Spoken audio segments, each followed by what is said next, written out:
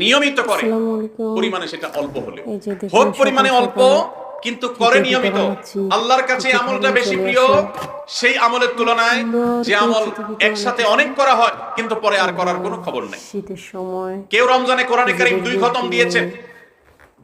মাশাআল্লাহ, কেউ 3 খতম দিয়েছেন, কিন্তু রমজানের পরে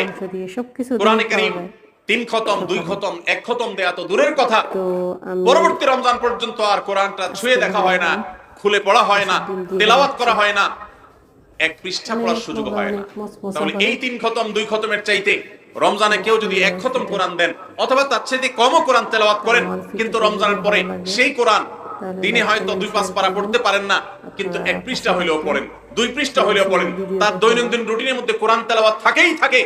আল্লাহর কাছে ওই 3 খতম দেওয়া কোরআন তেলাওয়াতকারীর চাইতে মাত্র 10 পারা কোরআন তেলাওয়াত করেছেন যিনি রমজানে, কিন্তু রমজানের পরেও সেটাকে ধরে রেখেছেন